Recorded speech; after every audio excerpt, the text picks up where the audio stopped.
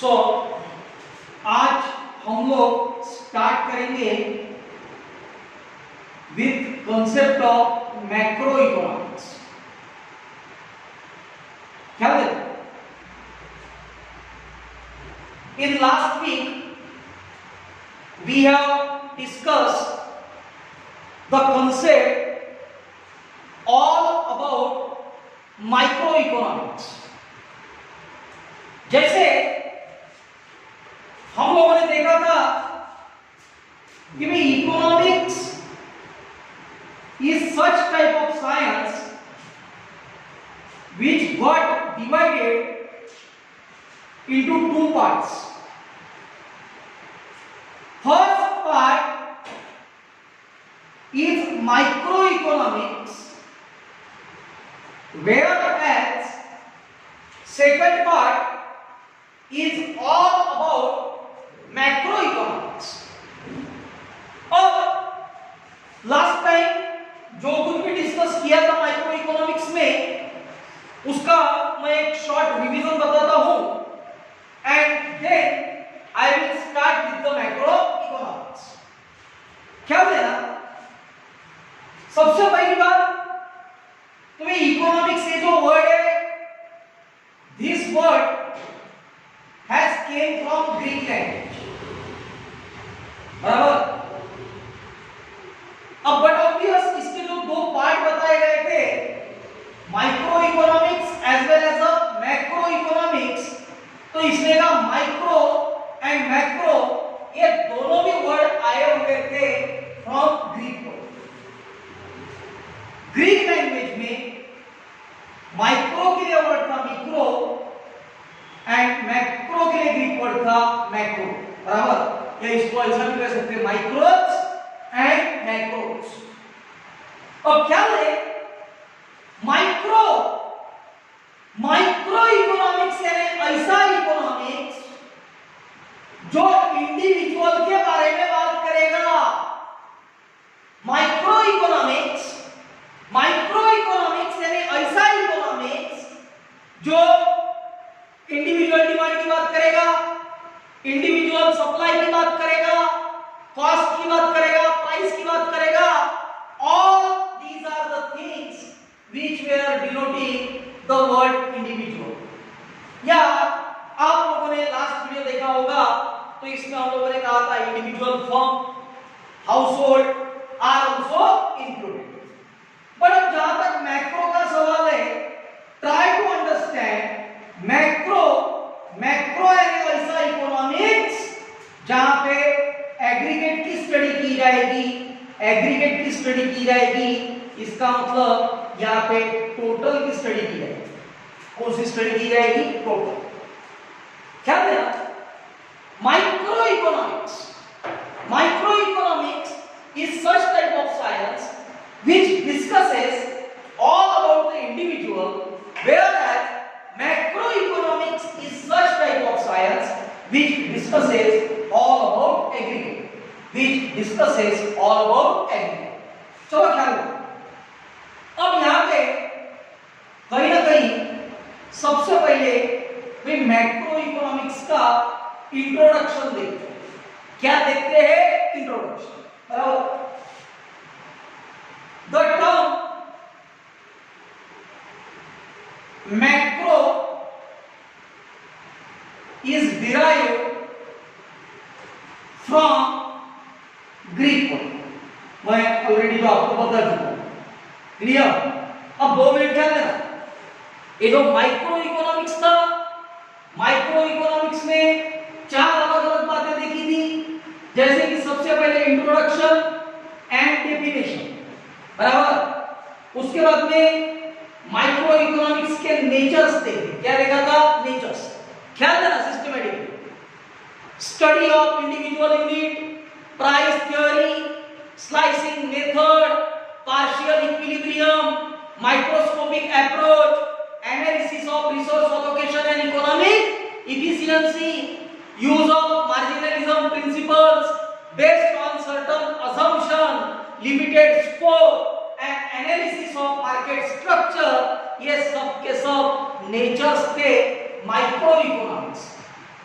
से इकोनॉमिक्स के micro economics, बराबर। अब समझ, नेचर्स के बाद में हम लोगों ने देखा था स्कोप। अरे क्या देखा था? स्कोप।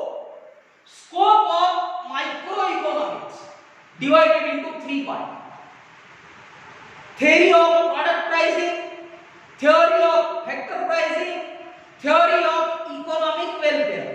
अब क्या है इसमें का product pricing and factor pricing, ये दोनों भी बहुत इजी है, ये दोनों भी बहुत आसान है। फॉर एग्जांपल, प्रोडक्ट अगर तैयार करना है और उस प्रोडक्ट का प्राइस डिसाइड करना है, तो प्रोडक्ट का प्राइस डिसाइड करने के लिए हम लोगों को कम से कम 2 चीजों के बारे में पता होना चाहिए। That is about the demand and another is about the supply, बराबर। फैक्टर प्राइसिंग, फैक्टर प्राइसिंग में मैंने बताया था there are 4 factors of production. Production के 4 फैक्टर्स है। कौन से 4 फैक्टर्स है? तो but obvious, land, labour, capital and enterprise. Land, labour, capital and enterprise, बराबर। ये 4 के 4 फैक्टर्स ऑफ प्रोडक्शन और उसके ऊपर मिलने वाला रिटर्न, जैसे कि लैंड के ऊपर मिलता है रेंट, लेबर के ऊपर मिलता है वेजेस, कैपिटल पे मिलता है इंटरेस्ट एंड एंटरप्रेन्योर पे मिलता है प्रॉफिट, बराबर।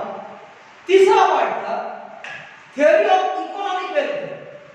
इकोनॉमिक वेलफेयर ख्याल देना, समझ लेना बेटा। ये वाला पार्ट इसके प्रीवियस वीडियो में भी हुआ था, अभी भी मैं रिपीट कर रहा हूं। Economic welfare divided into 3 part. पहला था efficiency in production, second efficiency in consumption, बराबर। और एक तीसरा पार्ट था that is efficiency in direction of production, बराबर। क्या है थ्योरी ऑफ इकोनॉमिक वेलफेयर? जैसे कि अभी अगर सपोज मैं बात करता हूं इंडिया की, इंडिया में बेटा आज का पॉपुलेशन अगर देखोगे तो 130 करोड़ से ज्यादा पॉपुलेशन, 130 करोड़ से ज्यादा। अपने देश के गवर्नमेंट का उद्देश्य है कि वे अपने देश में रहने वाले जितने भी लोग, अपने देश में रहने वाले जितने भी लोग हैं, सभी लोगों का इकोनॉमिक वेलफेयर होना चाहिए। अरे इकोनॉमिक वेलफेयर होना चाहिए, वेलफेयर होना चाहिए मतलब अच्छा होना चाहिए। इकोनॉमिक वेलफेयर होना चाहिए, इसका मतलब सभी लोगों के पास में सफिशिएंट मात्रा में, पर्याप्त मात्रा में पैसा उपलब्ध होना चाहिए। अब प्रॉब्लम कुछ ऐसा है कि अगर अब सपोज सबके पास में पैसा पर्याप्त मात्रा में उपलब्ध होगा, तो इन्होंने और इसको 3 पार्ट में डिवाइड किया। इफिशियंसी इन प्रोडक्शन अपने कंट्री का सबसे बड़ा पॉइंट ये कि भाई प्रोडक्शन बहुत अच्छा होना चाहिए।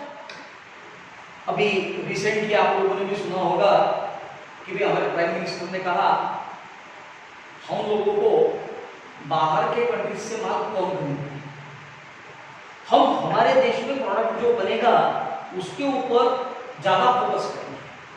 और भाई अपने देश के प्रोडक्ट के ऊपर ज्यादा फोकस क्यों करेंगे?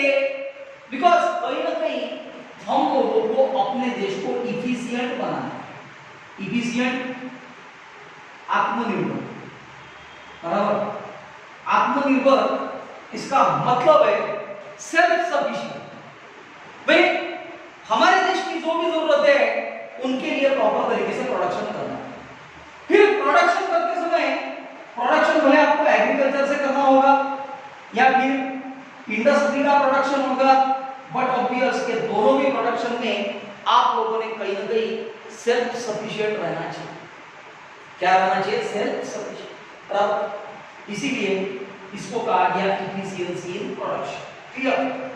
Then efficiency in consumption, but obvious सिर्फ प्रोडक्ट बना के नहीं चलेगा, तो प्रोडक्ट कंज्यूम करने के लिए भी इफिशिएंट चाहिए। ये इफिशिएंट का मतलब समझ में आता है, आत्मनिर्भर। अब होता है क्या, समझ लेना। फॉर एग्जाम्पल हमारे देश में, हमारे कंट्री में कहीं ना कहीं आप लोगों ने अगर कब देखा होगा, सोचा होगा, समझा होगा, तो you will come to realise कि हमारे देश में 130 करोड़ से ज्यादा का पॉपुलेशन। हमारे गवर्नमेंट की रिस्पॉन्सिबिलिटी है कि सभी लोगों के पास में पर्याप्त मात्रा में नहीं कुछ तो एटलीस्ट फूड तो भी पहुंचना चाहिए, फूड, अनाज, बराबर। अब बट ऑब्वियस आज सभी लोगों के पास में सफिशिएंट फूड अवेलेबल है क्या? यस है। देखना एक मैं क्यों कह रहा हूं क्योंकि सफिशिएंट फूड अवेलेबल है, बिकॉज गवर्नमेंट ने इसके लिए चैनलाइज सिस्टम बनाया, जिसका हम लोगों ने लास्ट लेक्चर में डिस्कशन किया था कि भाई गवर्नमेंट ने सभी लोगों के पास में रेशन कार्ड दिए, बराबर। और इस रेशन कार्ड के थ्रू गवर्नमेंट ऑफ इंडिया कहीं ना कहीं ये प्रयत्न करती है कि सभी लोगों के पास में फूड पर्याप्त मात्रा में पहुंचना चाहिए, बराबर। And third one, efficiency in direction of production, but obvious production कुछ इस तरह से मैन्युफैक्चर करो, प्रोडक्शन कुछ इस तरह से बनाओ कि कहीं ना कहीं वो प्रोडक्शन बहुत ही अच्छा होना चाहिए, बराबर। Efficiency in direction of production, efficiency in direction of production, क्यों कहीं ना कहीं ये प्रोडक्ट बहुत ही अच्छा होना चाहिए, that is what it is called as the efficiency in direction of production, बराबर। So this is what economic welfare, it's got divided into three parts: efficiency in production, efficiency in consumption, and efficiency in direction of production. So this was all about the scope of microeconomics. और बाद में तीसरा part था, that was all about the economics, बराबर। अब ये जो same बातें हम लोगों ने यहाँ पे देखा था, उसी तरह के क्वेश्चन हम लोगों को देखना है from the perspective of macro economics. कौन सा इकोनॉमिक्स? मैक्रो। चलो ख्याल दे, ये तो सब कुछ था माइक्रो के बारे में। अब लेट्स से हम लोग स्टार्ट करेंगे, that is all about macro economics. क्या है? The term macro is derived from Greek word, Greek language में इसके लिए वर्ड था मैक्रोस, बराबर, which means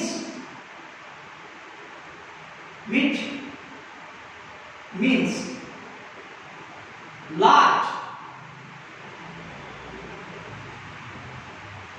और aggregate, बराबर, which means large और aggregate। या aggregate का मतलब होता है टोटल, या aggregate का मतलब होता है टोटल, बराबर।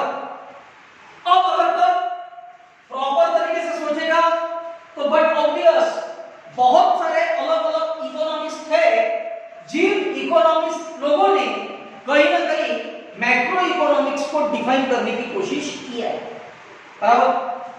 बट एक नाम मैं बताना चाहता हूं, that name is lord J M केनिंग्स,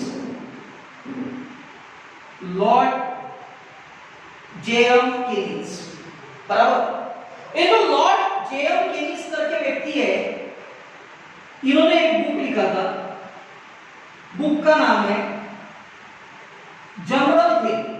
क्या है? General theory of employment. मेरा कहना बराबर समझ, general theory of employment, employment, interest and profit.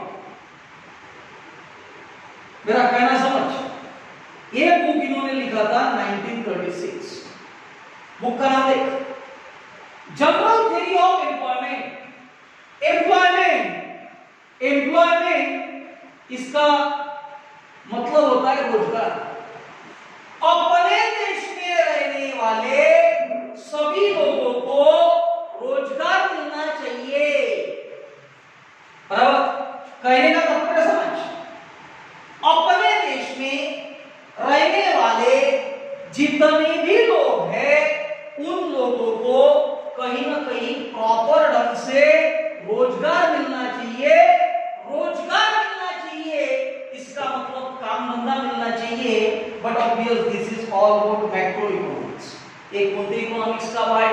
Macro economics.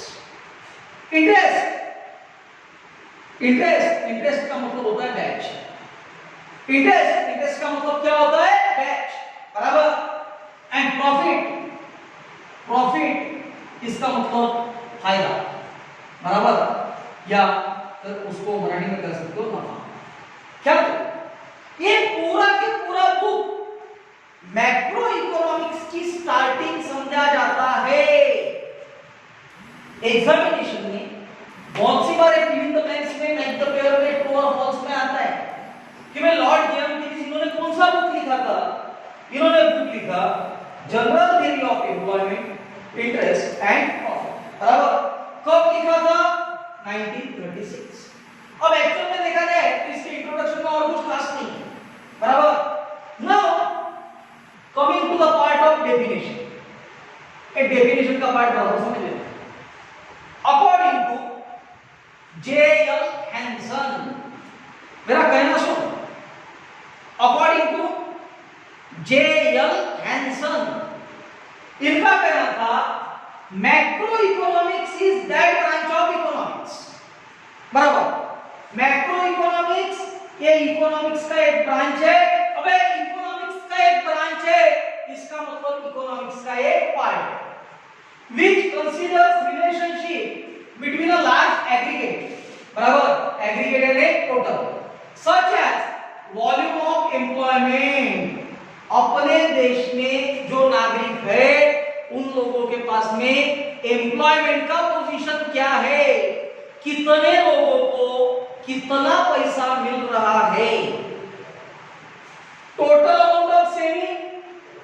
But obvious कहीं ना कहीं हम लोग कितना पैसा सेव कर पा रहे हैं, एक व्यक्ति नहीं, पूरे के पूरे 130 करोड़ लोग कितना पैसा सेव कर पा रहे हैं। इन्वेस्टमेंट, कितना पैसा इन्वेस्ट कर पा रहे हैं, बराबर।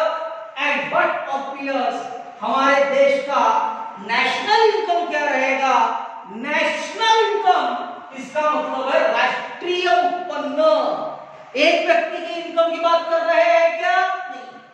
ख्याल देना बेटा, मैक्रो इकोनॉमिक्स में 4 अलग अलग बातें आई।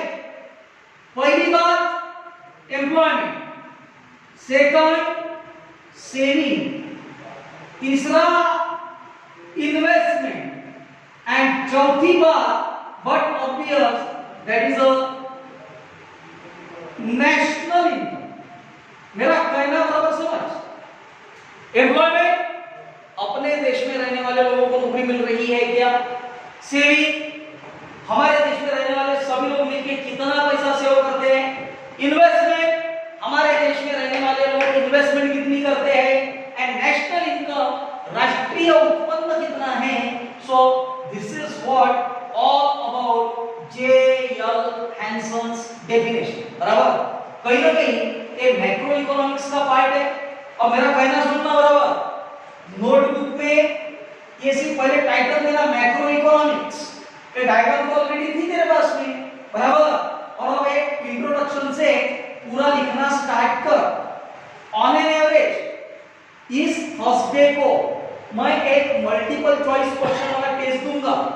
अभी तक हमारा जितना भी क्वेश्चन हुआ ऑनलाइन टेस्ट रहेगा मल्टीपल चॉइस क्वेश्चन का, बराबर। और वो जो मल्टीपल चॉइस क्वेश्चन के ऊपर आधारित टेस्ट है वो आप लोगों को एक तो थर्सडे या फिर फ्राइडे को देना है। क्लियर हो गया? आइदर थर्सडे और Friday. So this was all about the starting of macro economics. इस पर्टिकुलर टॉपिक में भी 4 अलग अलग क्वेश्चन है। इंट्रोडक्शन एंड डेफिनेशन ये आज हम लोगों ने जो स्टार्ट किया ये कल कंप्लीट होगा, बराबर। दूसरी बात इसमें रहेगा नेचर्स, नेचर्स के बाद में आएगा स्कोप, एंड स्कोप के बाद में आएगा इंपॉर्टेंस। क्लियर हो गया बेटा? तो आज के लिए ये इतना पार्ट क्लियर हो गया। इतना नोटबुक में लिख लो, एज वेल एज प्रॉपर तरीके से समझने की कोशिश करो। क्लियर? और अगर कोई क्वेरी है तो अकॉर्डिंगली व्हाट्सएप पे मैसेज करो। डन।